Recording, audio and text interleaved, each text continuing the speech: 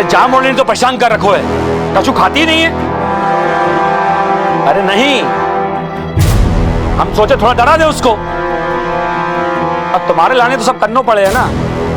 कितने दिन रखना पड़े जाम मोड़ी को? अरे ज्यादा दिन मोड़ी को नहीं रख सकते। परसों हमारा अगला कांड है, अब करते हैं कछु हम। रखता हूं मैं। नमस्कार, क्राइम पेट्रोल डायल 100 के इस एपिसोड में मैं रणदीप हुड्डा आपका स्वागत करता हूं। हमारे देश के कई हिस्सों में रस्म और परंपरा के नाम पर औरतों के ऊपर अत्याचार हो रहा है। ऐसी ही एक रस्म है सर ढकाई, जिसमें पारंपरिक लोक नृत्य के नाम पर आज भी हमारे देश में औरतों को खुलेआम खरीदा और बेचा जाता है। और बेचने वाले भी कोई और नहीं बल्कि उसी के घर के लोग होते हैं। आसानी से कमाए जाने वाले पैसे की आदत बहुत बुरी होती है। जल्दी अमीर बनने की चाहत में कुछ भी कर गुजरने की ऐसी एक कहानी मैं लेकर आ रहा हूं अपनी फिल्म लाल रंग में, जो हम इंसानों के खून की तस्करी की कहानी है। यह अजीब इत्तेफाक था कि भोपाल की पुलिस जिस बच्ची को ढूंढते हुए भमोड़ी आई, वो अंडा गैंग के एक सदस्य भूरा की गिरफ्त में थी। जहां एक तरफ भमोड़ी पुलिस अंडा गैंग को पकड़ने की तैयारी में जुटी थी, वहीं दूसरी तरफ भोपाल पुलिस भी भमोड़ी पुलिस की मदद से संगीता के भाई कुंदन तक पहुंच चुकी थी। अब देखना यह था कि सच का कौन सा नया पहलू सामने आने वाला था। इंडिया, आज शाम को बड़े बड़े ठाकुर आने वाले हैं, ठीक है? तो बढ़िया नाच होना चाहिए कि मजा आ जाए, ठीक है?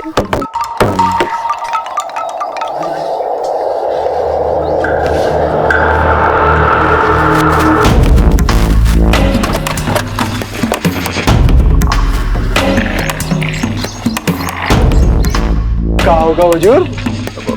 हमको बुला लेते, हम आ जाते थाने। बड़े साहब हैं भोपाल से, तुम्हारे घर की तलाशी लेनी। ऐसा बैठिए साहब। नहीं, जरूरत नहीं, तलाशी लीजिए। क्या गलती हुई है हुजूर? इसको पहचानते हो? ये तो हमारी बहन है, हमारी बहन सितारा। कहाँ है जे? कई बरस से देखा ना इसे। सितारा खून हुआ है इसका। खून? हे भगवान, जी कहोगे?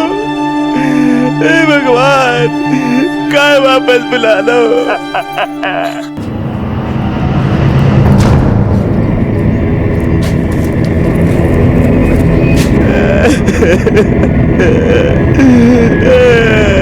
सितारा। देख कुंदन, हमारे सामने ये रोने धोने की एक्टिंग मत कर। साफ साफ बता, सितारा की बेटी कहाँ है? बेटी? जी क्या कह रहे हो हुजूर? हमारी बहन मोड़ी जी नहीं थी, हमको तो पता ही नहीं। सर, पूरा घर सर्च कर लिया, बच्ची कहीं नहीं मिली। कुंदन, सच सच बता, कहाँ छुपा है बच्ची को? बोल। सरकार मालिक हुजूर, हमको नहीं पता का, हमको कुछ नहीं पता का हमारी बहन मोरी जनी है। 8 बरस हो गए उसके शकल देखे हुए। अब क्या पता हमें वहाँ के बारे में। तू नहीं बेचा था ना अपनी बहन को सर ढकाई की रस्म के नाम पे?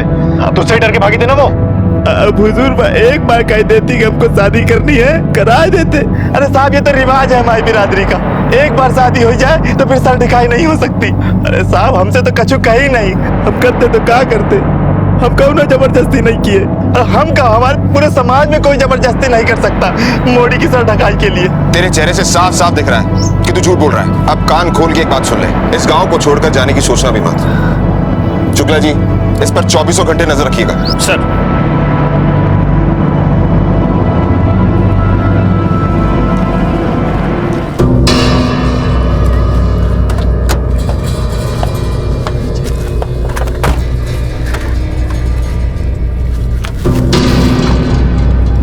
इंस्पेक्टर प्रताप, कुछ पता लगा कुंदन से?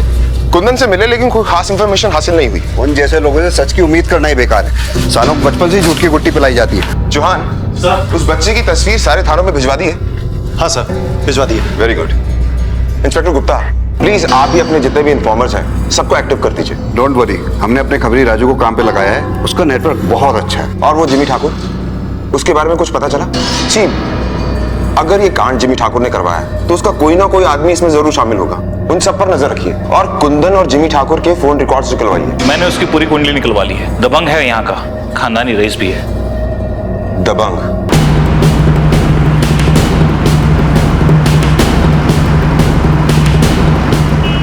अच्छा शुक्ला, हमारी तैयारी कहाँ तक पहुंची? परसों का मौका हाथ से नहीं जाना चाहिए।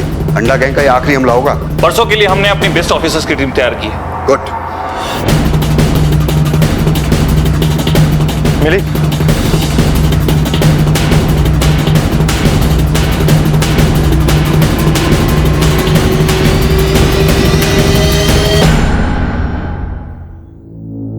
सर, बच्ची नहीं मिली। अरे अब कहाँ है वे जवानी के शौक, चादर ढकाई वगैरह। अब तो हमारी तबीयत ही ठीक नहीं रहे। सच्ची कहे तो हमें याद भी नहीं है कि जा कितने बरस पुरानी बात। ठाकुर साहब, अपनी याददाश्त पर जोर डालिए, दिमाग की खिड़कियां अपने आप खुल जाएंगी। हो सकता है अब वो शौक नहीं रहे, लेकिन जख्म पुराना और वो भी गहरा अब तक तो नासूर बन चुके होंगे। एक मोड़ी आपके चेहरे पर तमाचा मारकर भाग गई और आप भूल गए। आपकी इस बात पर विश्वास नहीं होता। अरे बने तो ऐसी तन बदन में आग लगाई थी कि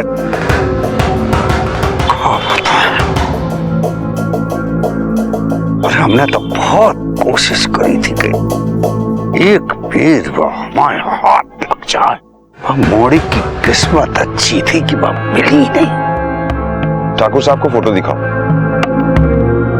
ठाकुर साहब, इस बच्ची को पहचानते हैं आप? कपड़े लड़कों जैसा पहनती है ये लड़की? कौन है जा? हमें तो कच्छु याद नहीं। ठाकुर साहब, लगता है आपकी याददाश्त ने आपका साथ छोड़ दिया है। कोई बात नहीं, जब याद आ जाए तब बता दीजिएगा। उम्मीद कीजिएगा कि हमें याद दिलाने की जरूरत ना पड़े। कॉपरेशन के लिए थैंक यू। चलते हैं।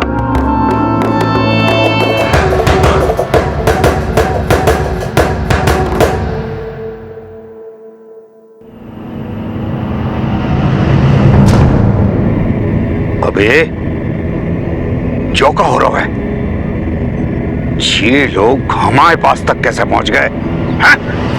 आवाज नहीं पहचान रहे हो? जिम्मी ठाकुर बोल रहे हैं। आप लोग बमोड़ी के जिम्मेदार अफसर हैं और आपके हाथ में कमान है बमोड़ी की। और हमको पता है अंडा गैंग क्या कर रहा है 1 साल से। पूरी टीम एक साथ धावा बोलेगी, एक साथ पकड़ेगी। Are you getting it? Yes sir. अरे क्या सोने के लाने आए हो? अरे नहीं भैया, तैयारी क्या तुम्हारा बाप करेगा? कर रहे हैं भैया, कर रहे हैं। ये बात सब कान खोल के समझ लो। अपनी गैंग के नाम तक से पुलिस घबराता है। इज्जत का सवाल है। दिन में डाका डालना है। सब अपनी अपनी जगह याद कर लो। जी भैया। अब तक के ज्यादातर अटैक्स हाईवे के इस स्ट्रेच पर हुए। चारों तरफ डेंस फॉरेस्ट है। मुश्किल होता है किसी का पीछा करना, लेकिन इस बार हमारी टीम तैयार है। अंडा गैंग के कम से कम 2-3 लोग जिंदा हाथ आने चाहिए। सभी लोग एक साथ कार्रवाई करेंगे और एक साथ धावा बोलेंगे। सब क्लियर?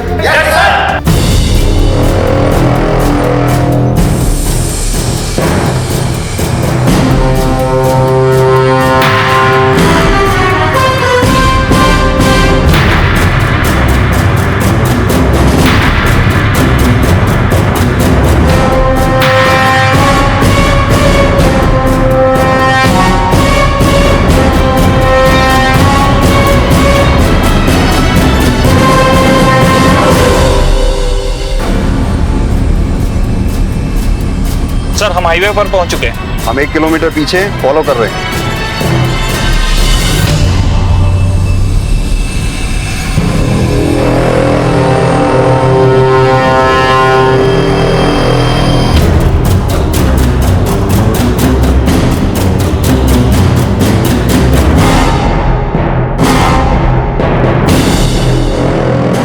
हे जुगनू, सफेद रंग का गाड़ी आ रहा है। निशाने पे बैठा है ना? अरे भैया चिंता मत कीजिए, आप निशाने पे बैठे हैं हम।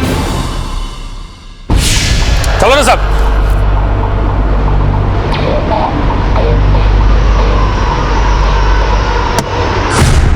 सर, अटैक हो चुका है। वाइपर मत चलाना गलती से भी। हम 500 मीटर से भी कम दूरी पर हैं तुम्हारे पीछे। जैसे ही हम रेंज में पहुंचेंगे तुम इन्फॉर्म करेंगे। तब तक गाड़ी मत रोकना एंड तब तक ड्राइव स्लो। सर,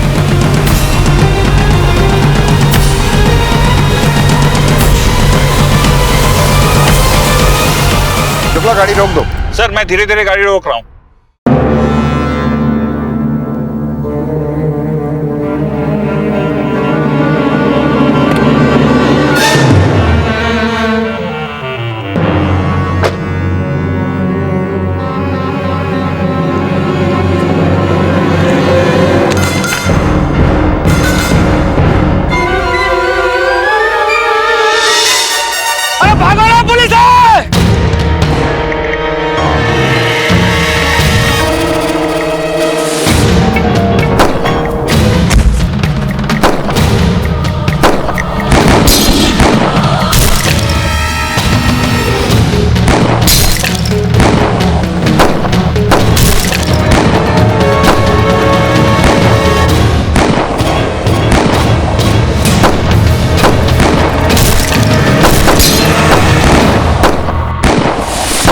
मौड़ी पुलिस ने अंडा गैंग का न सिर्फ हमला रोका बल्कि उनके कुछ साथियों को मार गिराया और कुछ को हिरासत में ले लिया।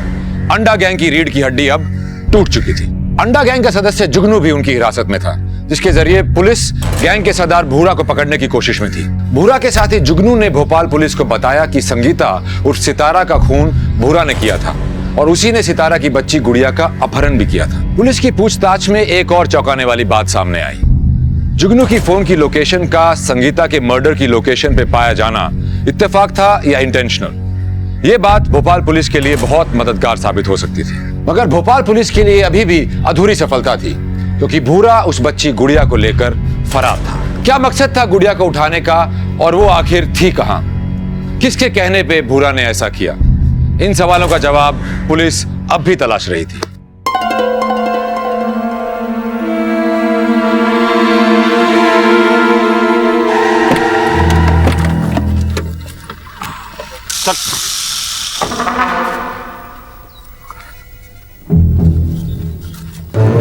अभी आज कहाँ जाना है? सर अंदर वाली गली।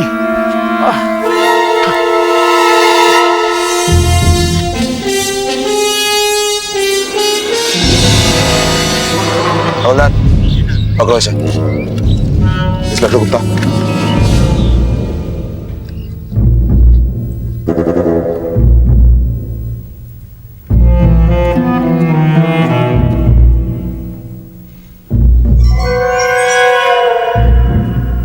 चौहान सर।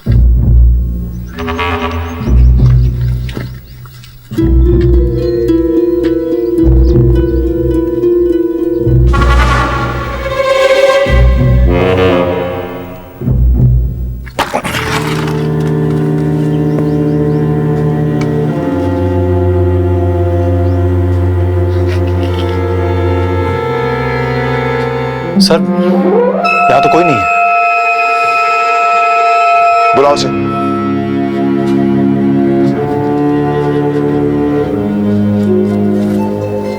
झूठ बोल रहा था, यहाँ तो कोई नहीं है। कहाँ है बच्ची? सच में नहीं पता साहब, भैया यहीं पे लेके आते थे बच्ची को। किसके कहने पे किया ये? बच्ची के साथ क्या करने वाले? सच में नहीं पता साहब, भूरा भैया ने कहा तो कर दिया साहब। इसके अलावा मुझे कुछ नहीं पता साहब। मैंने तो भैया से पूछा भी था कि डबल मुसीबत क्यों चाहिए, तो कहने लगे कि तू नहीं समझेगा, कुछ काम दिल के लिए किए जाते हैं, दिमाग के लिए नहीं।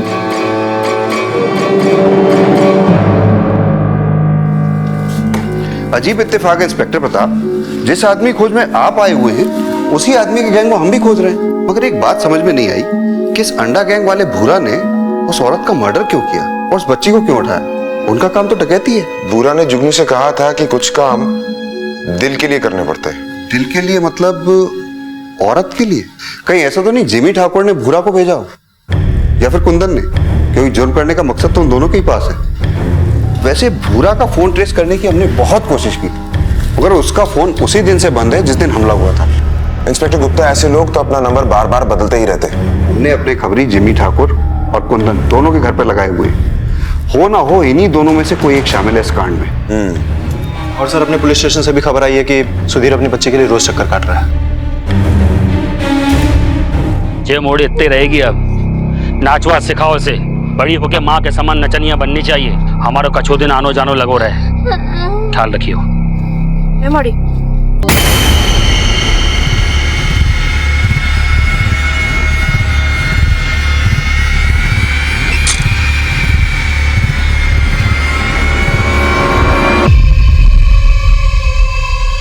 हेलो साहब जी, साहब जी कुंदन के घर के बाहर खड़ा हूँ। साहब जी अभी कोई आदमी कुंदन के घर के पीछे के दरवाजे से निकला है। पीछा कर उसका और नजर रख उस पर। हाँ साहब। हाँ सुन, जैसे कुछ पता चले बताना मुझे, मैं आता हूँ। हाँ साहब बिल्कुल।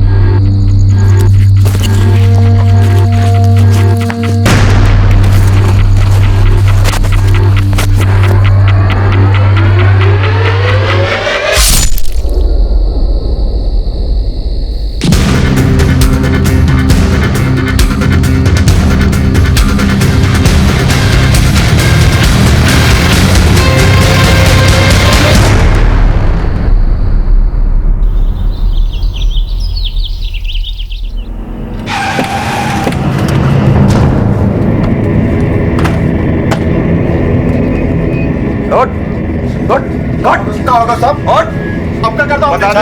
चल। अरे चल कपड़ा तो पहन ले, कपड़ा तो पहन ले साहब, कपड़ा तो पहन ले। कपड़ा तक ले जा रहा अभी।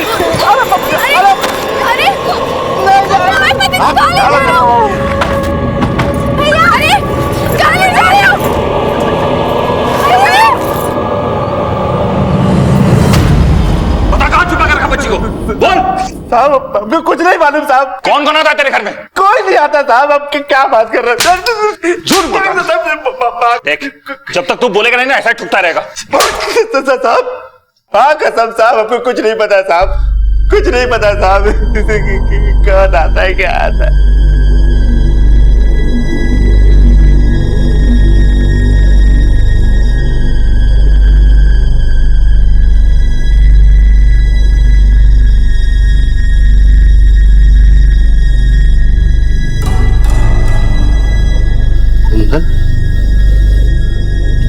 चंदर,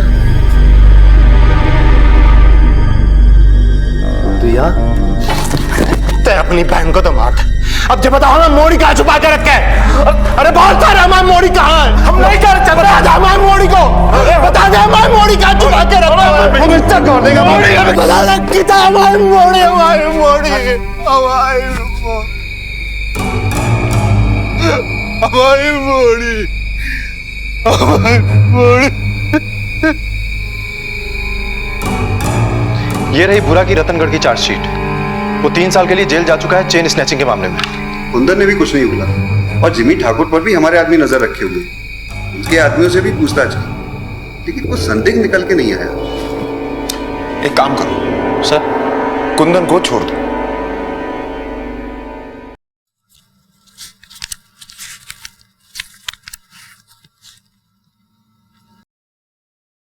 चलो आओ बैठो।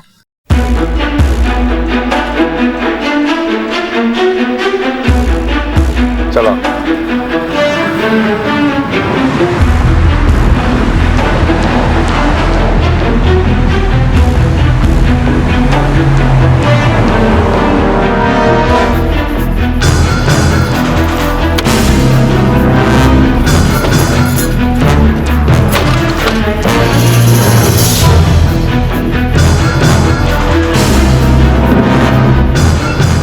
जे कितने लाया मालिक?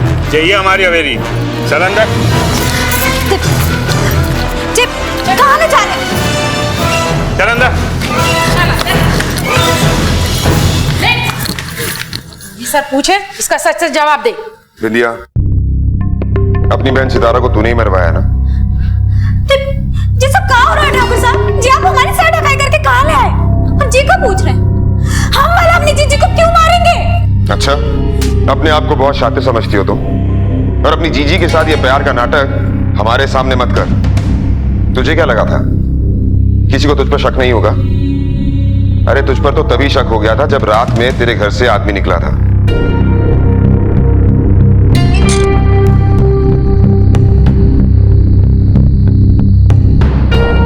साहब, ये रही बुरा की रतनगढ़ की चार्जशीट। वो 3 साल के लिए जेल जा चुका है चेन स्नैचिंग के मामले में। कुंदन ने भी कुछ नहीं बोला। एक काम करो सर, कुंदन को छोड़ दो। कुंदन के घर में कुंदन के अलावा उसकी पत्नी और छोटी बहन बिंदिया है, जैसा कि जुगनू ने बताया था। कुछ काम दिल के लिए किए जाते हैं, दिमाग के लिए नहीं। बूरा ने ये कांड दिल के लिए किया है। बस अब ये पता करना है कि बूरा का दिल किस पर आया है, बिंदिया पर या फिर तो बूरा का दिल तुझ पर आया था। तू ही इस कांड की सूत्रधार। तेरा फोन टैप किया था हमने, अपनी सच्चाई तूने खुद ही बता दी। ले सुन। हेलो, मोड़ी को नाच सिखाने का इंतजाम ठीक से हो गया ना? और हाँ सुन, जरा संभल के, पुलिस हमारे भैया को उठाकर ले गई है। अरे तू काहे चिंता करे, आज तक तो पुलिस हमें पकड़ नहीं पाई। ए बिंदिया, तेरा बहुत ज्यादा डर है, तू कब मिलेगी? अभी कहाँ, अभी तो हमें सर ढकाई के लिए तैयार होना है। सितारा ने जिस डर की वजह से अपना नाम बदला, अपनी बेटी को बेटा बनाकर रखा, आखिर में वो डर सच साबित हुआ। सितारा कभी सोच भी नहीं सकती थी कि ये कांड उसकी खुद की बहन कर सकती है। बहुत प्यार करती थी वो तुझसे, सुधीर ने बताया हमें। वो सपना देख रही थी तुझे भोपाल बुलाने का। काहे का सपना? हमारी जिंदगी बर्बाद कर दी जीजी ने। और आपको क्या पता है, 15-16 साल के थे जब जीजी अपनी सर ढकाई के वक्त भाग गई, और उसके कारण हमारे साथ ये सब हुआ। हम नचनिया बन गए। और वो जिम्मी ठाकुर, उसने बदला लिया हमसे। हमारा पूरा बदन छलनी कर दिया।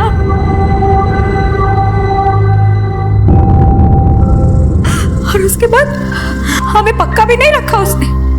ठाकुर में ठाकुर, ठाकुर में ठाकुर बदलते गए। जो घर हम दोनों बहनों को मिलके चलाना था, उसका सारा बोझ हम पर आ गया। और वो हमारा भाई, छी! माफ कर दो मालिक, हमें क्या पता कि जी मोड़ी ऐसा कुछ कर। मालिक मालिक माफ कर दो मालिक, हम भरपाई कर देंगे मालिक, हम भरपाई कर देंगे। हमारे पास सितारा से भी अच्छी एक मोड़ी है, हमारी छोटी बहन बिंदिया।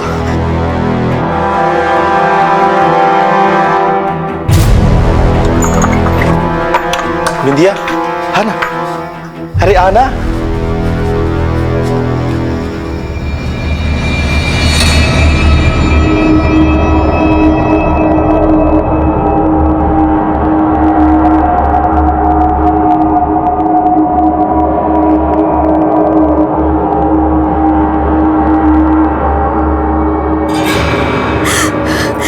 ये सब हुआ चिच्ची के भागने की वजह से।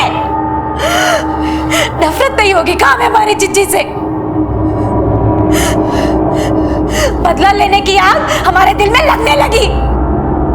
चिच्ची तो अपना घर बसा के बैठ गई और हम नचनिया से फतुरिया बन गए। नफरत नहीं होगी काम है हमारी बहन से, पर हम क्या करते? किसी को नहीं पता था कि चिच्ची गई कहाँ है। और इतने सालों बाद जब चिच्ची ने हमें खुद फोन किया तो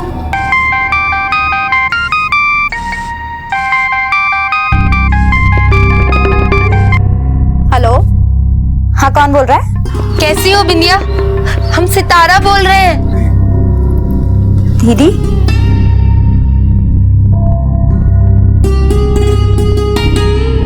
बिंदिया कैसी हो? कैसी हो पूछ रही हो या मजाक उड़ा रही हो? जीजी, खुद तो तुम चली गई और हमें यहाँ छोड़ गई नचनिया बनने के लाने। ऐसा काहे कह रही हो बिंदिया? हम तुमको भी यहाँ बुला लेंगे। हम यहीं रहते हैं भोपाल में। हम चंदर से बात कर रहे हैं, जब सारा इंतजाम हो जाएगा ना तो हम तुम्हें फोन करेंगे। और तुम जानती हो हमारी एक बेटी भी है जो पूछती रहती है कि मौसी कब आएगी, मौसी कब आएगी।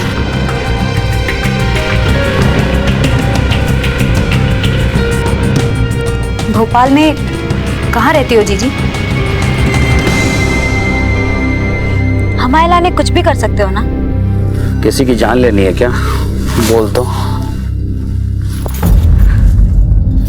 हमें बदला लेना है। तुम्हारे लाने तो हम सब करेंगे। ये रहा जीजी का पता और ये रहा जीजी का फोटो। हमें जीजी की बेटी चाहिए। अब वो बनेगी हमारे बुढ़ापे का सहारा। हम उसे नचनिया बनाएंगे। करोगे ना? तुमसे प्यार करते हैं, तुम्हारे लाने तो सब करेंगे।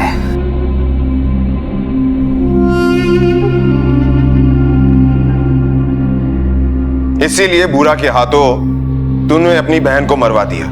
बिंदिया, सच सच बता, कहाँ है बुरा? और उस बच्ची को कहाँ छुपा रखा है? साहब जी, आपने बहुत बड़ी गलती करी। अगर भूरा को पता चलेगा ना कि आप हमें जहां ले आए हैं, तो ना आपको बच्ची मिलेगी और ना भूरा। बिंदिया, भूरा को पता कैसे चलेगा? शायद तू भूल रही है, तो पूरे गांव के सामने सर ढकाई के बाद इस ठाकुर के साथ निकली, और ये ठाकुर हमारा आदमी है। पुलिस तो वहां थी ही नहीं। तुझे सीधा सीधा गिरफ्तार करते ना तो भूरा को पता चल जाता, और अगर भूरा को पता चल जाता तो वो बच्ची को मार देता। इसीलिए पूरे गांव के सामने तुम्हें ये ठाकुर सर ढकाई के नाम पर उठाकर लाया। देख, अब और होशियारी नहीं, अब तू खुद हमें अपने आशिक तक पहुंचाएगी। सुबह होते ही वो तुझे फोन जरूर करेगा।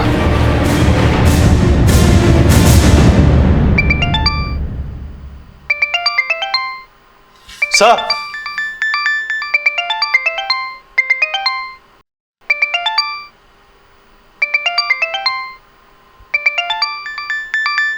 अननोन नंबर है सर। स्पीकर पे डालो, बात करो। हेलो, हम बोल रहे हैं विनीता। सब ठीक है? कैसा है ये राजस्थान वाला ठाकुर? हाँ ठीक है, हम तुमसे बाद में बात करते हैं।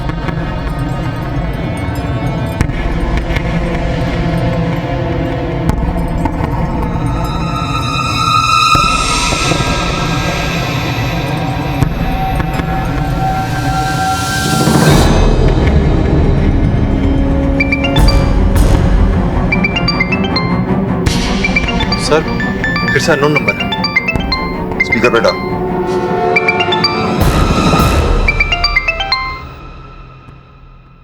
हम बोल रहे हैं, निकली कि नहीं अभी तक ठाकुर के घर से? हम अब ज्यादा बात नहीं कर सकते, बस तुम तालाब के पास हमें मिलो। जाका हुआ अचानक, आज ही शादी करने का मन है क्या हमसे? ठीक आधे घंटे में पहुंच जाओ।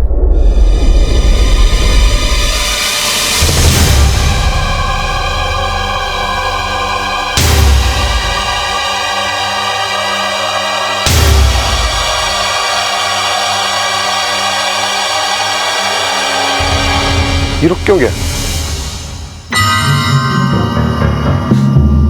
बिंदिया, चल सामने जा।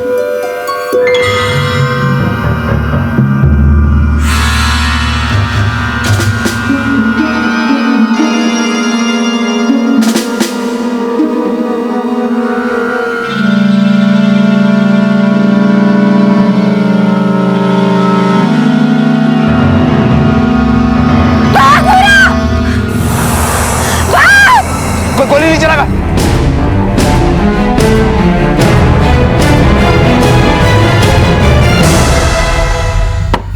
अरे भैया जी, हम आप ही को फोन मिलाने वाले थे। बहुत अच्छी ट्रेनिंग दे रहे हैं। अरे कौन है साहब? साहब मेरे क्या साहब? मैडम मैंने कुछ नहीं किया। मैडम मुझे छोड़ दीजिए, मैंने कुछ नहीं।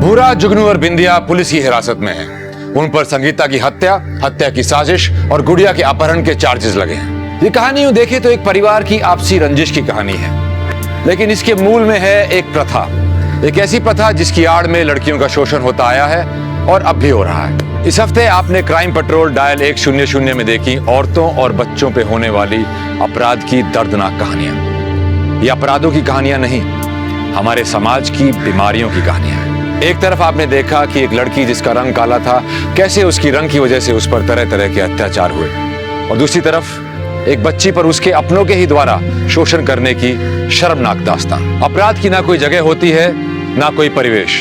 अपराध के पीछे होता है सिर्फ कमजोर चरित्र, बदला, लालच या स्वार्थ। अब मैं रणदीप हुड्डा आपसे इजाजत चाहूंगा।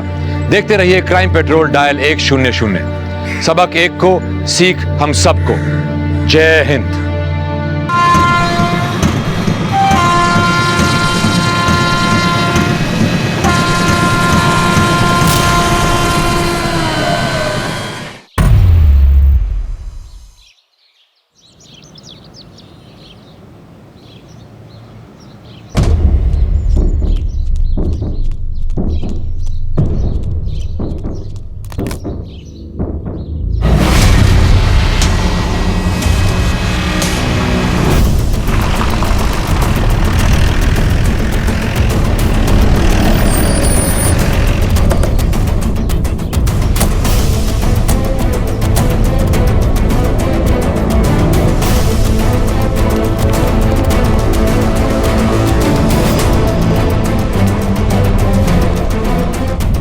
चेक करो आजू बाजू में। Sir watch.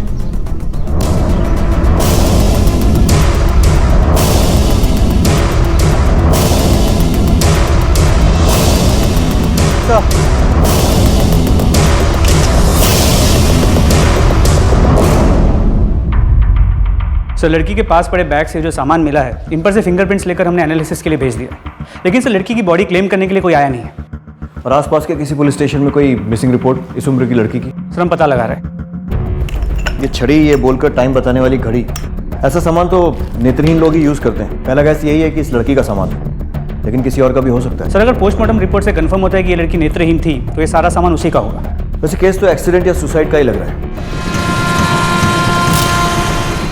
लेकिन मर्डर को भी नजरअंदाज नहीं किया जा सकता। एक काम करो, बस टिकट्स की जांच करवाओ, शायद लोकेशन का कुछ आइडिया मिले।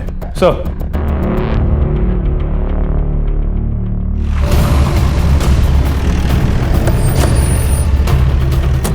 हाँ सर, ये टिकट हमारी बस कंपनी की है। और सर ये कल का टिकट है, हबीबगंज से भोपाल जंक्शन के लिए काटा गया है। और सर बाकी टिकट्स या तो हबीबगंज जाने के लिए है या हबीबगंज आने के लिए। ये टिकट्स हमें एक नेत्रहीन लड़की के पास से मिले। ये टिकट आपने काटी है? हमारी कंपनी की बहुत सारी बसेस और बहुत सारे कंडक्टर, बताना मुश्किल है सर किसने काटा है, क्योंकि सर बहुत सारे पैसेंजर्स हैं, किस किस को याद रखेंगे। ठीक है, thank you. Thank you. Habibganj चलो।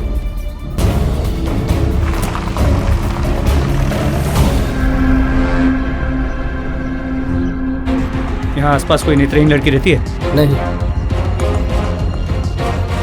यहाँ आसपास कोई नेत्रहीन लड़की रहती है? हाँ साहब, पीछे वाली सोसाइटी में एक लड़की रहती है, उसका भाई रोहन यहीं ऑर्डर दे जाता है और उसके यहाँ सामान पहुँचाने मैं ही जाता हूँ साहब। हमें उसका घर दिखाओ।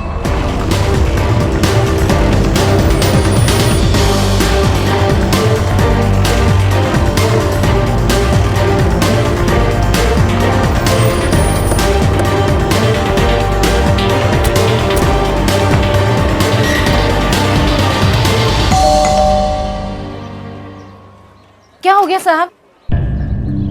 यहाँ कोई नेत्रहीन लड़की रहती है? हाँ, अनुराधा रहती है। हमें शक है कि उसका ट्रेन एक्सीडेंट हो गया। क्या? अनुराधा का एक्सीडेंट हो गया? कल? अच्छा उसके घर में कोई और नहीं है, माँ बाप वगैरह? इसके माँ बाप जैसे हैं साहब, बस एक भाई है उसके साथ उसका। तो इस वक्त उसका भाई कहाँ है? किसी काम से चंडीगढ़ गया हुआ है। रोहन को क्या जवाब देंगे अब? रात को तो हम आए थे, दरवाजा भी खटखटाया था हमने सोचा कि सो रही होगी, डुप्लीकेट चाबी रहती है हमारे पास। सुबह जब हमने घर खोलकर देखा, कोई नहीं था घर में। अगर घर में कोई नहीं था तो आप लोगों ने उसकी मिसिंग कंप्लेंट क्यों नहीं लिखवाई? हमने सोचा कहीं गई होगी साहब। ठीक है, उसके घर की डुप्लीकेट चाबी ले आई।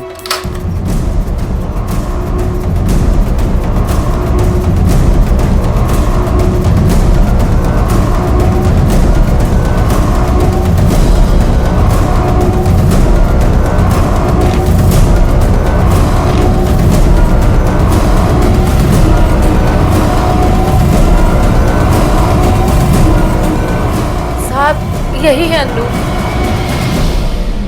आप लोगों को हमारे साथ बॉडी की शिनाख्त के लिए आना होगा।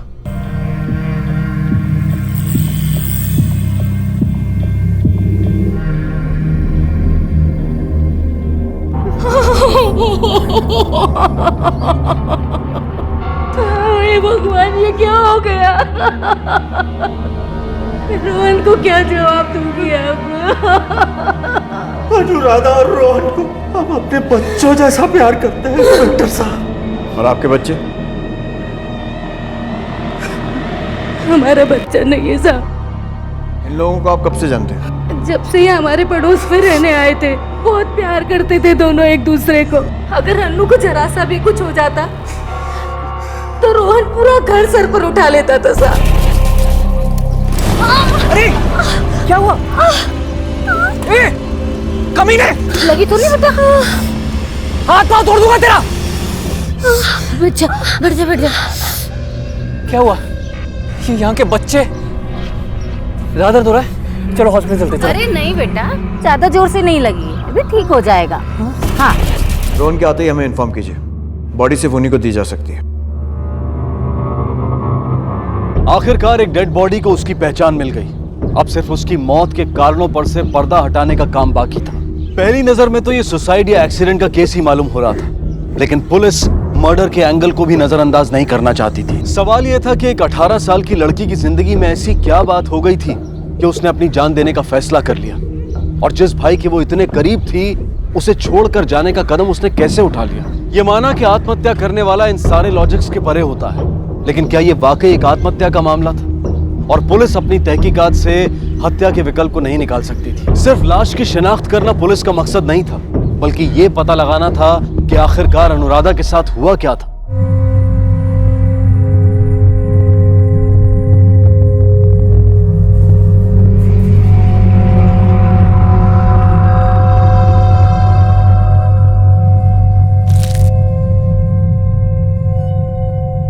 भैया भैया भैया, टाइम क्या हो रहा है? डॉक्टर अंकल ने कहा था 9 बजे दवा लेने को। अनु, हर बात मैं ही तुम्हें बताऊं क्या? तुम खुद क्यों नहीं पता कर लेती? भैया मैं कैसे? ऐसे। ये क्या है भैया? ये घड़ी है। अब टाइम जानने के लिए तुझे मुझसे या किसी और से पूछने की जरूरत नहीं है, बस ये बटन दबाया और थैंक यू भैया।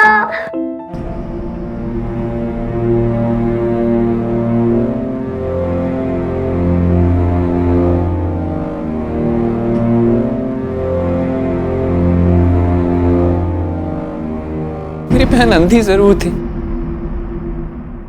पर वो जन्म से अंधी नहीं थी। उसकी आंखें बिल्कुल नॉर्मल थी। अरे भाई चलो भाई चलो, देर हो रही है, आप तैयार नहीं हुए अभी तक? नहीं बस तैयार हो गई, चलो ना। हम चाचा जी के यहाँ से सुबह 6 बजे तक आ जाएंगे। बाय बच्चे। अंकल के यहाँ से वो कभी नहीं लौटे। कार एक्सीडेंट में उनकी मौत हो गई। बहुत बुरे दिन थे वो हमारे लिए। मैं खुद इतना बड़ा नहीं था कि अनुराधा को संभाल सकूं, पर समय सब सिखा देता है। धीरे धीरे सब कुछ ठीक भी होने लग गया था, लेकिन एक दिन अचानक अनुराधा की आंखों में दर्द उठा।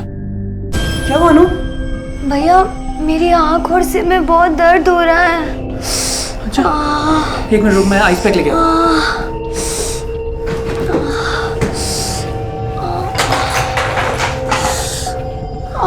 आराम मिल रहा है? पहले उसकी आंखों पर चश्मा चढ़ा, फिर धीरे धीरे उसका नंबर बढ़ता रहा, और आखिर मुझे नहीं पढ़ना है, मुझे कुछ नहीं दिखता, मुझे कुछ नहीं दिखता है। नहीं, मुझे नहीं पढ़ना, मुझे नहीं पढ़ना है। भैया मुझे कुछ सही से नहीं दिखता है भैया। हाँ तो हम जा रहे हैं ना डॉक्टर के पास, सब ठीक हो जाएगा। भैया मुझे इस अंधेरे से निकालो भैया, मुझे बहुत दर्द होता है। सब ठीक हो जाएगा। अनुराधा ने तो धीरे धीरे अंधेरे को एक्सेप्ट कर लिया, पर अंधेरों ने उसके अंदर की जीने की रोशनी को ही निकल लिया। किसी डॉक्टर को दिखाया था उसे? छोटे बड़े हर डॉक्टर को दिखाया था, फिर उनके कहने पर हैदराबाद भी लेकर गया था, पर कोई फायदा नहीं हुआ। क्या अनुराधा डिप्रेस भी थी? मतलब क्या यह हो सकता है कि वो खुद ट्रेन के सामने आई हो? सुसाइड? पता नहीं सर, पर पहले भी उसने 1-2 बार सुसाइड अटेम्प्ट किया है। अनु, ये मैंने कुछ पकौड़े। अनु क्या कर रही है? नहीं, अरे रोहन, रोहन छोड़। सर नहीं करते रोहन। क्या हुआ आंटी? रोहन के हाथ काट रही चाकू से अपना। हाथ काट? मेरा दम घुटता है, मुझे नहीं जीना है, मुझे छोड़ो। चुप कर, इसे नहीं करते बेटा। श्रीवास्तव अंकल और आंटी ने बहुत हेल्प की। अगर वो नहीं होते तो मैं तो अनु को संभाल ही नहीं पाता। ठीक है, अब जा सकते हैं। जरूरत पड़ी तो दोबारा बुलाएंगे। जी।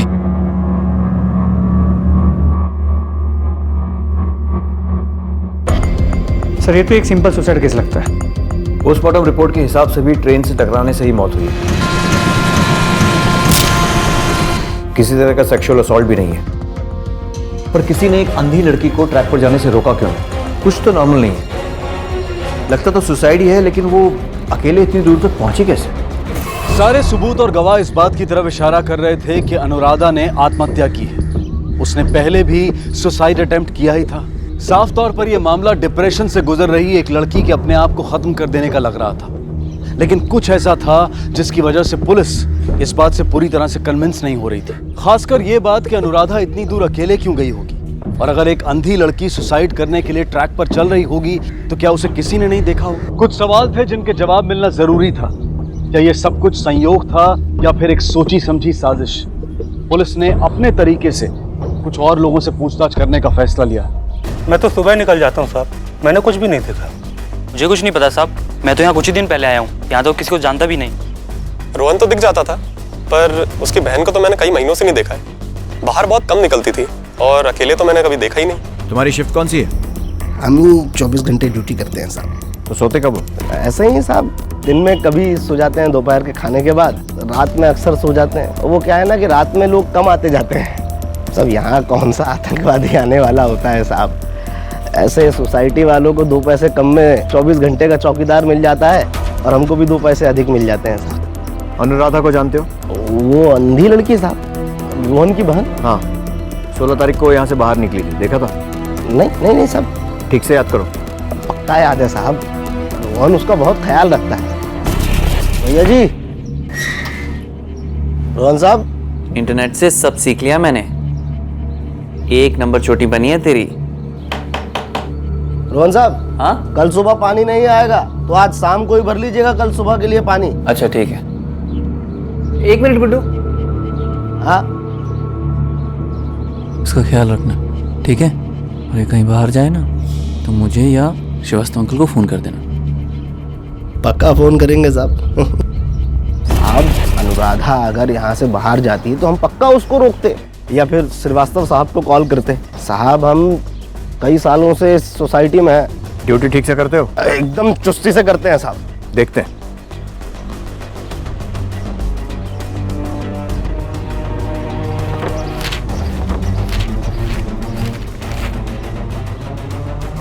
यह है चुस्ती की ड्यूटी। एंट्रीज भी पूरी नहीं है। अगर कुछ छुपा रहा है या झूठ बोलकर हमें गुमराह कर रहा है तो 20 साल के लिए अंदर करूंगा, समझा ना? नहीं। चुप। इन घरों में जाकर पूछताछ करते हैं कि वाकई में ये लोग आए थे या फिर फेक एंट्रीज। तो हाँ सर, सुमित मेरा चचेरा भाई है और 16 तारीख को मेरे घर आया भी था। लेकिन बात क्या है साहब? कुछ नहीं, ऐसे रूटीन इंक्वायरी। लेकिन सुमित ने गेस्ट एंट्री रजिस्टर में ना तो अपना मोबाइल नंबर लिखा है ना साइन किया है। क्यों? अरे साहब, वॉचमैन बहुत ही लापरवाह है सर।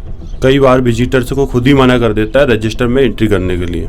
बोलता है कि इससे पेज भर जाएगा। मैंने उसको कई बार डांटा साहब, लेकिन कुछ दिन बाद वो फिर से वैसे ही हो जाता है। और तो और साहब, उसका कैरेक्टर भी अच्छा नहीं है। वो आने जाने वाली लड़कियों को घूरता रहता है। अपने पड़ोस में जो मिश्रा जी रहते हैं उनकी लड़की के साथ छेड़खानी कर दी थी साहब। लोग तो पुलिस में रहने वाले थे। माफी मांगने पर मामले को दबा दिया गया था साहब। ठीक है। हाँ, इंस्पेक्टर साहब, रमेश को क्यों नहीं जानता? मेरे दोस्त का बेटा है वो, और 16 तारीख को यहाँ आया भी था। लेकिन बात क्या है इंस्पेक्टर साहब? वॉचमैन की तो बात मत करिए आप। नंबर 1 का घटिया और बेकार आदमी है। अरे साहब, लड़कियों के साथ छेड़छाड़ करता है। मैं तो पुलिस में जाने वाला था, लेकिन सोसाइटी वालों ने रोक लिया। पता नहीं सेक्रेटरी से उसने क्या सेटिंग करके रखी है कि हर बार बच जाता है। ठीक है सर, मुझे लगता है इस सेक्रेटरी से बात करनी पड़ेगी। चलो। आपकी सोसाइटी के वॉचमैन के खिलाफ इतनी सारी शिकायतें हैं, फिर भी आपने उसे हटाया क्यों नहीं? और ना ही पुलिस में कोई कंप्लेन दर्ज की है। सर, कुछ तो सोसाइटी के लोगों का भी प्रॉब्लम है। लोग उससे अपना पर्सनल खुन्नस निकालते हैं, अपना सामान मंगवाना चाहते हैं, और जब वो ड्यूटी छोड़कर जाने से मना कर देता है तो लोग उसकी शिकायत कर देते हैं। पहले कुछ लड़कियों ने सर उसके खिलाफ शिकायत की थी, पर पिछले 1 सालों से सर उसके खिलाफ कोई कंप्लेन नहीं है। हाँ, फिर भी अगर आप कहते हैं सर तो मैं सिक्योरिटी एजेंसी से बात करके उसे हटा देता हूँ। जी नहीं, पहले मैं तो उससे ठीक से बातचीत कर लूँ।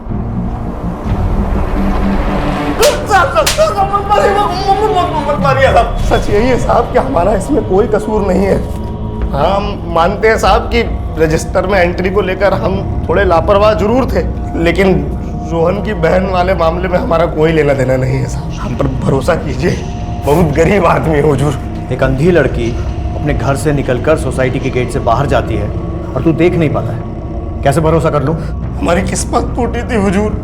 हो सकता है उसी वक्त हमारी आंख लग गई हो। और ये आंख लग गई थी या जानबूझकर आंख बंद करके बैठा हुआ था? हाँ साहब, आप बेकार में हमको मार रहे हैं साहब। साहब, वो अमन भी तो उस दिन आया था, लेकिन वो बड़े घर में रहता है, पैसा वाला है, तो उसको नहीं पकड़िएगा। बस हम गरीब को ही मारिएगा सब मिलके। कौन अमन? श्रीवास्तव साहब का बेटा है। क्या? श्रीवास्तव का बेटा? और आपके बच्चे? हमारा बच्चा नहीं है साहब। हाँ, जो रोहन के पड़ोसी श्रीवास्तव, उन्हीं का बेटा है अमन। एक नंबर का पियक्कड़। उस दिन महीनों के बाद आया था साहब। पहले भी रोहन की बहन से छेड़छाड़ के मामले में उसे सोसाइटी से बाहर निकाला जा चुका है। अभी के लिए छोड़ रहा हूँ, लेकिन एक चीज याद रखना, आगे से सोसाइटी में जो कुछ भी होता है उसकी एक एक मिनट की खबर चाहिए मुझे। देंगे साहब। और ये मत सोचना कि तुझ पर से नजर हट गई है। निकल। पुलिस को गलत जानकारी देना भी अपराध है, जानते हैं ना? सजा हो सकती है इसके लिए आपको। हमने कोई गलत जानकारी नहीं दी साहब। आपने कहा था आपका कोई बच्चा नहीं, फिर ये अमन कौन है? अमन ने मेरी कोख से जन्म जरूर लिया है, पर हमारा उससे कोई रिश्ता नहीं है। हम उसे घर से निकाल चुके हैं। घर से निकाल दिया तो मतलब वो आपका बेटा नहीं रहा? आपको मैं बताना चाहिए था कि आपका एक बेटा है जो अब आपके साथ नहीं रहता है। उस दिन वो यहाँ क्यों आया था? पैसे मांगने आया था साहब, पर हमने उसे बिल्कुल भी पैसे नहीं दिए। पैसे उसको दे देते तो उसकी आदत और बिगड़ जाती। क्या बताऊं साहब, उसे जुए और शराब की तो इतनी खराब आदत लगी है कि मेरे ऑपरेशन के लिए पैसे रखे हुए थे वो भी चुरा कर ले गया और जुए में हार गया। और एक बार तो हद ही कर दी उसने, अनुराधा पर बुरी नजर डाली। तब से हमने उससे कोई रिश्ता नहीं रखा, घर से निकाल दिया साहब। माँ बाप की बातों से ये तो क्लियर है कि वो वॉचमैन सही बोल रहा था। सिंह इस अमन को थाने बुलाओ।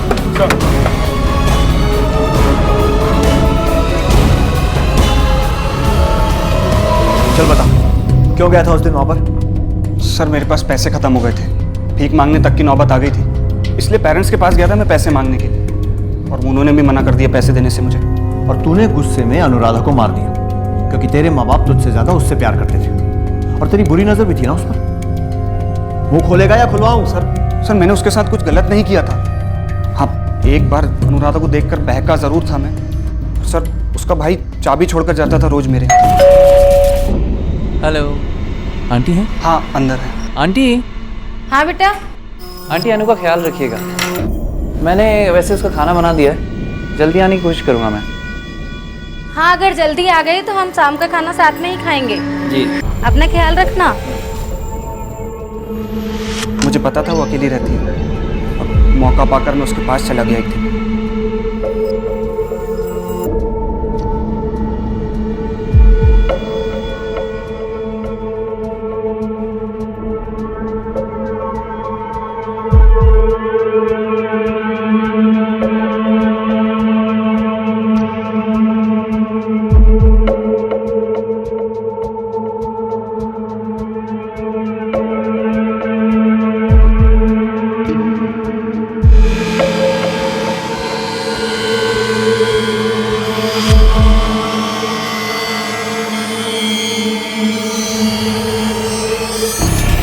उसे देखता था पर कभी भी टच नहीं किया सर उसको।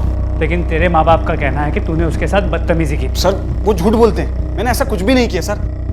सर बताता हूँ सर, एक बार, सिर्फ एक बार उसको टच किया था और मैं इंतजार करने लगा कि रोहन कब जाए और मैं वहां जाऊँ।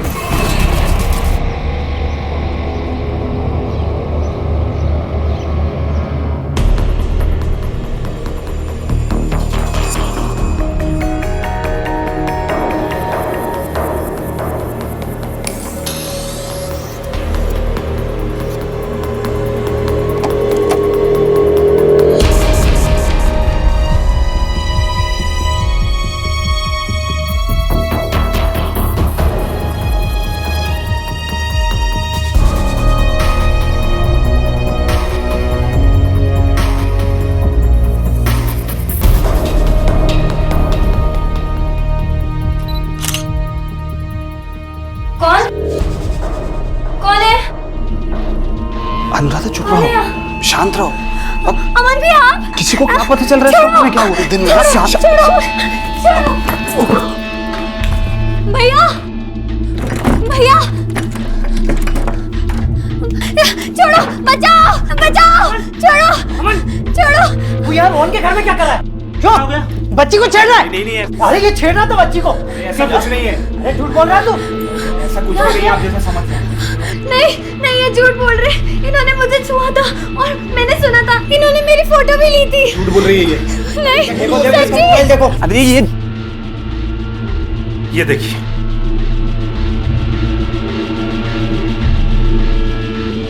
अमन, और इसी बात का बदला लेने के लिए तूने अनुराधा को ट्रेन के आगे धकेल दिया। सर मैं ऐसा क्यों करूंगा, और इस सब से मुझे क्या मिल जाएगा? सर वो कोई बच्ची तो है नहीं जो मेरे साथ चुपचाप चली जाती। सर गुस्सा जरूर आया था मुझे उसके ऊपर, क्योंकि उसी के कारण मेरे घर वालों ने मुझे बाहर निकाला था। मैं बहुत परेशान था सर, और मैं ये सब क्यों करूंगा सर? ठीक है, अभी छोड़ रहा हूँ, लेकिन गायब मत होना। जी सर। जब बुलाऊं फौरन आ जाना। जी सर। निकल।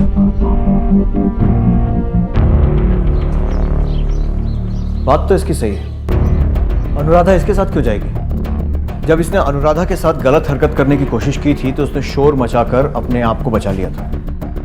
मतलब अमन का अनुराधा को बहला फुसला कर ले जाना तो बहुत मुश्किल है। लेकिन मुझे अभी भी लग रहा है कि अनुराधा किसी जान पहचान वाले के साथ ही घर से निकली होगी। अब इस मामले में रोहन ही कुछ और बता सकता है।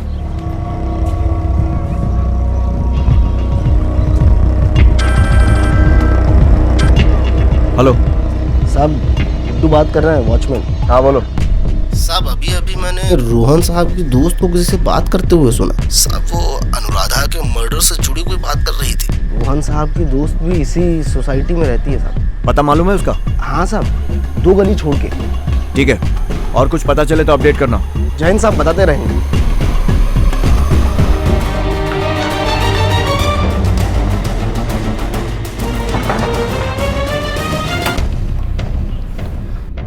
जी, रोहन को जानती हैं? मैं रोहन को कुछ सालों से जानती थी और हम दोनों बहुत अच्छे दोस्त हैं। सिर्फ दोस्त या? एक्चुअली हम दोनों रिलेशनशिप में थे और अभी हमारा ब्रेकअप हो चुका है। ब्रेकअप की वजह? रोहन अपनी बहन के केयर में कुछ ज़्यादा ही बिजी रहता था, मुझे बिल्कुल भी टाइम नहीं देता था। और हर गर्लफ्रेंड चाहती है कि उसका बॉयफ्रेंड उसे टाइम दे, पर नहीं। डेट में होने के बाद भी उसका दिल और दिमाग अनुराधा के केयर में ही लगा रहता है और हमारे झगड़े होने लगे। तुम कहाँ बिजी हो रोहन?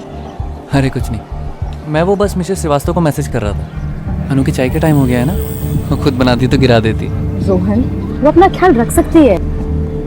वही तो नहीं रख पाती है ना। रोहन, वो दुनिया की अकेली ऐसी लड़की नहीं है जो अंधी है। ये क्या तमीज हुई बात करने की? उसे अंधी मत बुलाओ। क्या बोल रहा है? सूदा आरती, वो हमारी पहली लड़ाई नहीं थी और ना ही आखिरी। अल्टीमेटली हमारा ब्रेकअप हो गया।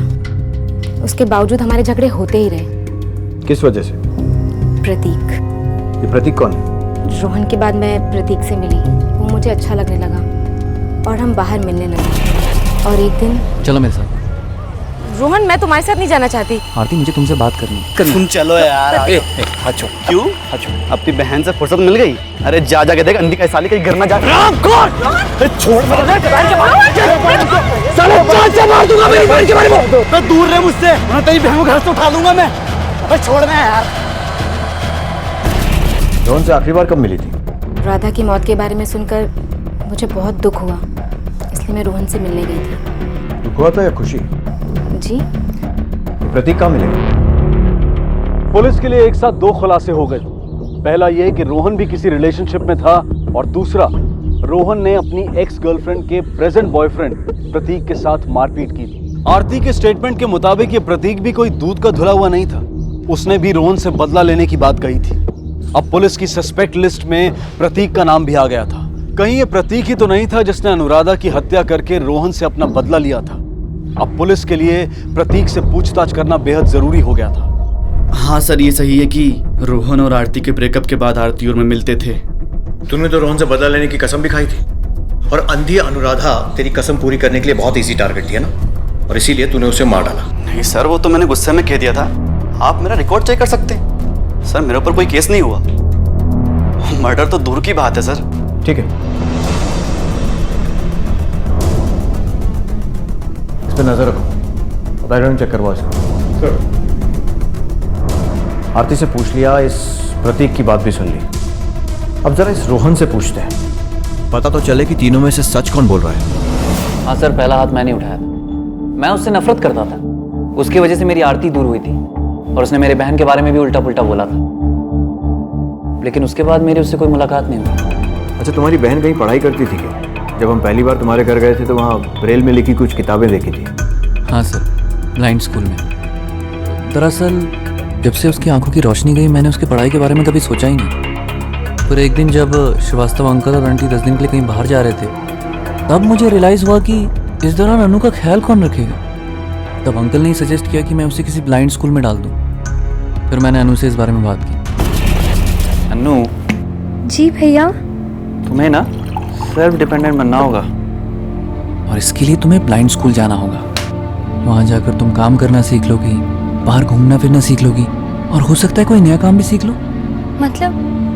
मतलब आप मुझसे थक गए हो, आप मुझसे परेशान हो गए हो ना भैया? नहीं अनु, ऐसी कोई बात नहीं है। अरे मुझे गलत मत समझ, मैं ऐसे काम छोड़ के कितने दिन तक तेरी देखभाल कर पाऊंगा। अरे मैं तो चाहता हूँ तेरे इलाज के लिए तुझे अब्रॉड लेके जाऊँ, तेरे लिए पर्सनल ट्रेनर रखूँ, लेकिन बेटा इन सब के लिए पैसे चाहिए ना। काश भगवान मेरी आंखों की जगह मेरी जान ही ले लेते। तू बैठ यहाँ पे, बैठ। ऐसा नहीं बोलते बेटा, मम्मी पापा के जाने के बाद एक तू ही तो है जिसकी वजह से मैं जिंदा हूं। अगर तुझे कुछ हो गया तो तू ब्लाइंड स्कूल नहीं जाना चाहती ना, तो तू मत जाना, ठीक है? मैं कुछ ना कुछ कर लूंगा।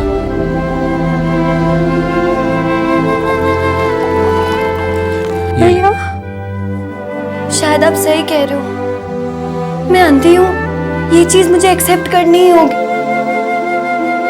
पर क्या करूं भैया, इस अंधेरे में मेरा दम घुटता है। इस जिंदगी का क्या फायदा जिसमें मैं अपने भाई का चेहरा भी ना देख सकूं। अरे भैया आप कितने पतले हो गए हो। मेरी चिंता करने के कारण आप अपना ध्यान रखना भूल जाते हो ना भैया? नहीं है, ऐसा बिल्कुल नहीं है। नहीं भैया, ऐसा ही है। अगर आप मुझसे प्रॉमिस करो कि आप अपना ध्यान अच्छे से रखोगे तो मैं ब्लाइंड स्कूल जाने के लिए तैयार हूँ।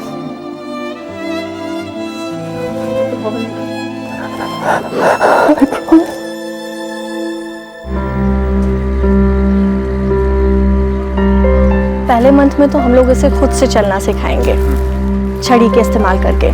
उसके बाद बसों और ऑटो में ट्रेवल करना, ताकि खुद से कहीं भी आ जा सके और सेल्फ डिपेंडेंट बन सके।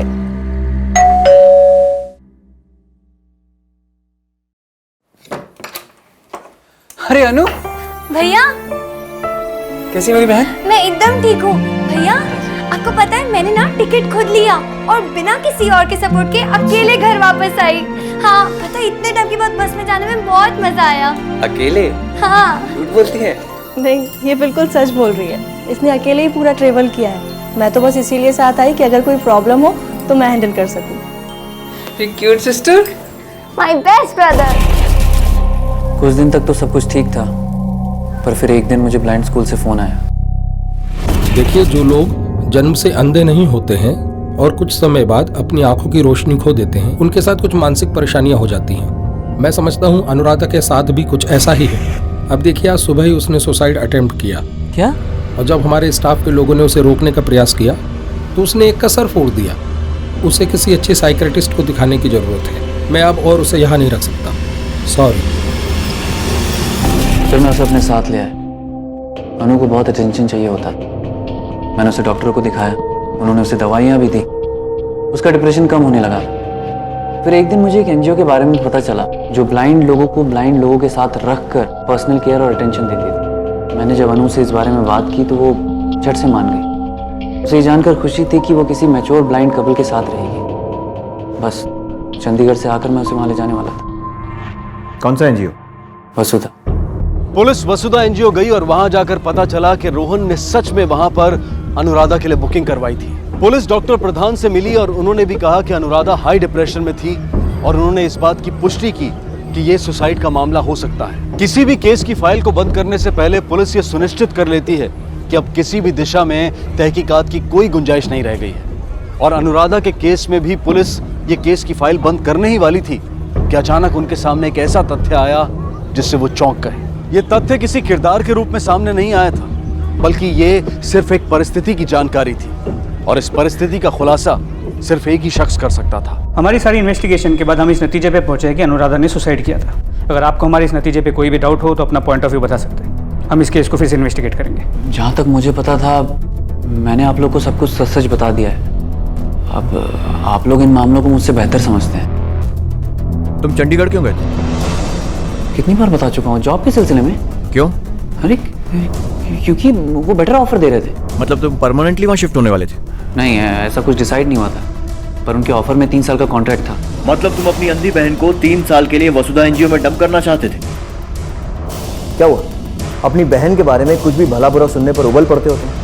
प्रतीक को तो मार भी दिया था, यहाँ एकदम शांत बैठे। आप कहना क्या चाहते हैं? कुछ नहीं, जा सकते हो। सर, इसकी दी सारी इन्फॉर्मेशन हमेशा सही निकली है। सिंह, अब तक हमने इससे सिर्फ इन्फॉर्मेशन मांगी है, इसकी इंक्वायरी नहीं की है। आज की पूछताछ से थोड़ा हिला हुआ लग रहा है ये। अब इसकी इंक्वायरी निकालते हैं, इसके ऑफिस चलते हैं। रोहन बहुत ही मेहनती और बहुत ही होनहार लड़का है। उससे हमें कभी कोई शिकायत का मौका नहीं मिला। हाँ, उसकी सिस्टर के कारण कभी कभी हमें उसे रिलैक्सेशन देना पड़ता था, लेकिन इससे उसके कभी काम में कोई फर्क नहीं पड़ा। क्या वो अपनी सैलरी और बाकी फैसिलिटीज से खुश था? हाँ बिल्कुल सर, रिसेंटली हमने उसकी सैलरी बढ़ाई, उसका प्रमोशन भी किया। He was very happy. मुझे रोहन की ट्रैवल की सारी जानकारी चाहिए, जाने की भी और आने की भी। Yes sir. लेकिन सर, आपको रोहन पे शक है? जिस तरह के बयान लोगों ने दिए हैं उससे ये कह पाना तो बहुत मुश्किल है कि रोहन ने ही अपनी बहन का मर्डर किया। लेकिन फिर भी केस बंद करने से पहले सारी जानकारी लेना जरूरी है। सर,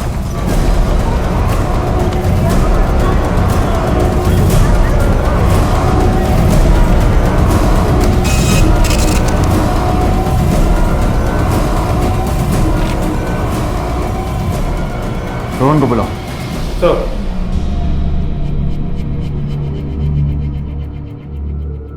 हाथ में क्या हुआ? ये चोट लग गई सर। और कितना झूठ बोलोगे? नहीं सर, मैं झूठ नहीं बोल रहा हूँ सर, मैं गिर गया था। ऐसी चोटें अक्सर कलाई काटने की कोशिश में ही लगती हैं। हाँ सर, हाँ सर, मैंने कलाई काटने की कोशिश की सर, क्योंकि मैं जीना नहीं चाहता था। मैं अपनी बहन के बिना जीना नहीं चाहता। इतना ही प्यार करते थे उससे तो उसे मारा क्यों? सर, ये आप क्या कह रहे हैं सर? मैंने अपनी बहन को नहीं मारा। ये तुम्हारे चंडीगढ़ जाने की ट्रेन की टिकट्स और ये फ्लाइट की टिकट्स दोनों की बुकिंग करा के रखी। कोई खास कारण?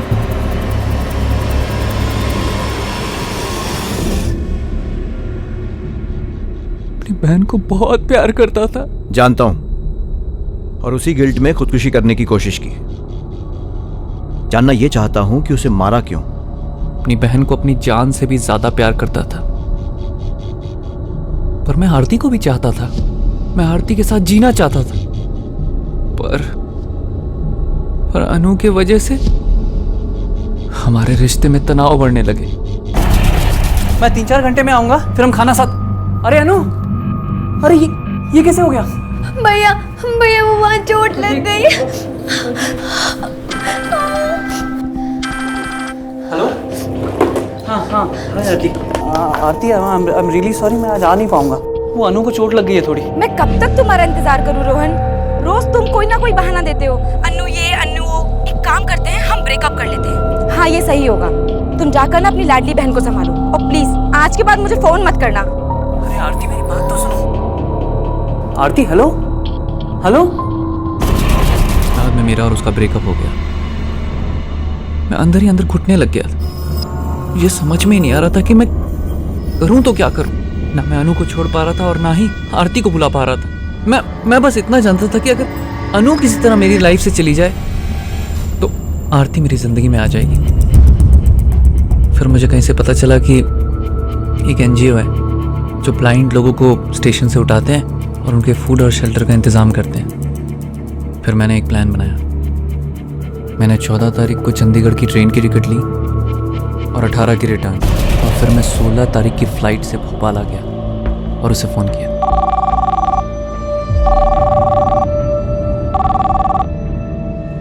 हेलो अनु, मैं रोहन बोल रहा हूँ। हाँ भैया, मैं आपकी आवाज़ पहचानती हूँ। क्या हो गया आपको? अच्छा सुन, मैं आज वापस आ रहा हूँ। मेरी जॉब पक्की हो गई, सैलरी भी अच्छी है। मैं तेरे लिए एक पर्सनल ट्रेनर और केयर टेकर रखूँगा। और वहाँ ना बहुत बड़ा बंगलो है, लॉन भी बहुत बड़ा, तू वहाँ पर घूम सकेगी। अरे वाह, कांग्रेट्स भैया। एक काम कर, तू भोपाल स्टेशन आ जाना, हम वहाँ से कहीं घूमने चलेंगे। वैसे भी 1-2 रोज में चंडीगढ़ शिफ्ट होने वाले हैं, लेकिन तू अकेले आ तो जाएगी ना? भैया आप भूल गए क्या, ट्रेनिंग स्कूल में मैंने सब कुछ सीखा है। आप बिल्कुल भी टेंशन मत लो, आप खाली मुझे ये बताओ कि मैं कितनी देर में आऊँ। घंटे भर में। अच्छा सुन, तू श्रीवास्तव अंकल को मत बताना कि मैं वापस आ गया हूँ, ठीक है? हाँ, हम उनको सरप्राइज देंगे। ठीक है भैया।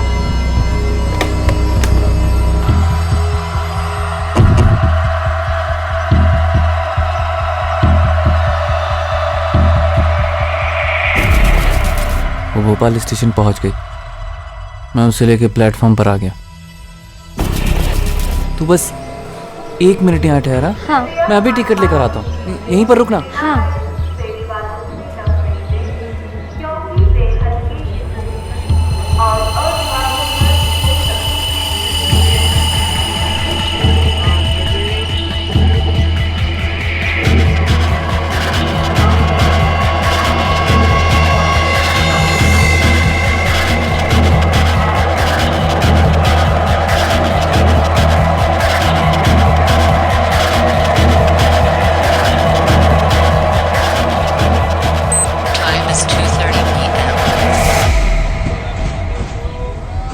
भैया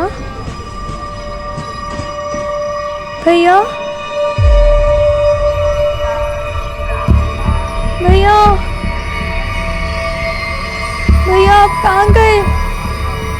भैया क्या हुआ बेटा? वो मेरे भैया ना टिकट लेने गए थे। कहाँ पे गए?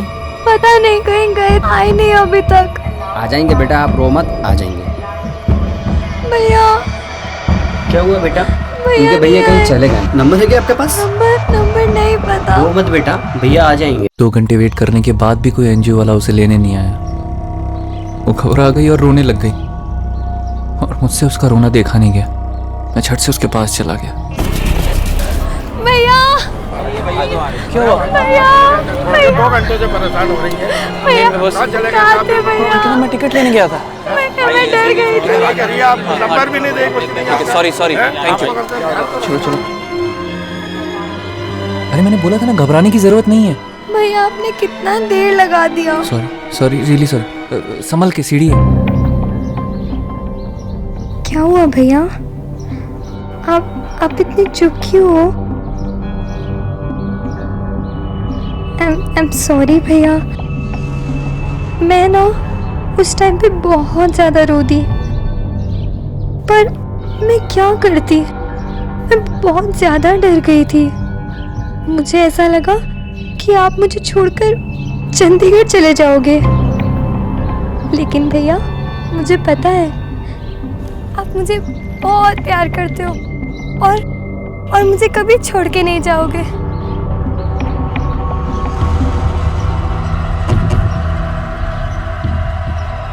भैया भैया भैया भैया भैया भैया आपका भैया भैया भैया भैया कहाँ आप?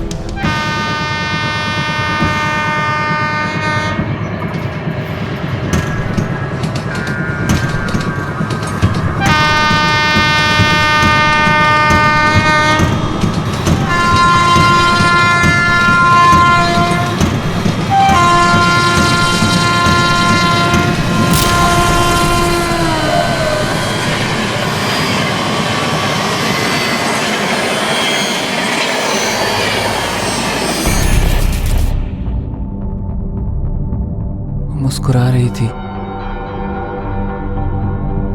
जैसे कह रही हो कि अंधी वो नहीं, अंधा मैं हो गया था।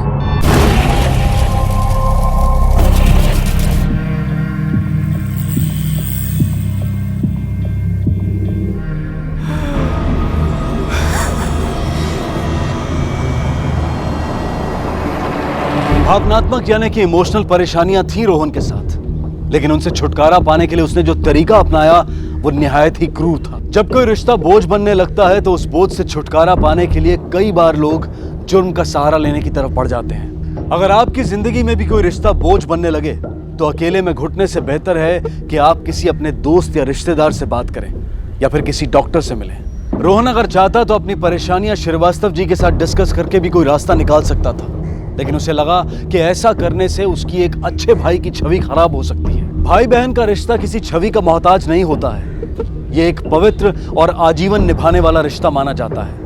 अपनी छवि को बचाने के चक्कर में रोहन ने इस पाक रिश्ते को दागदार कर दिया और जो उसे इस दुनिया में सबसे ज्यादा चाहती थी उसे खो दिया। जब भी आप कभी इमोशनली कंफ्यूज या हेल्पलेस महसूस करें तो एक दस्तक है कि आप शायद कोई गलत फैसला ले सकते हैं। ऐसे में ध्यान रखें कि आपको मदद की जरूरत है। अपनी कमजोरियों को पहचानें और उसे अपने भरोसे के लोगों के साथ शेयर करें। एक दूसरे का इमोशनल सपोर्ट बने, इससे आप भी खुश रहेंगे और आपके अपने भी। इसी विचार के साथ मैं अनूप सोनी अब आपसे विदा लेता हूं। फिर मुलाकात होगी अगले एपिसोड में एक और चौंका देने वाले केस के साथ।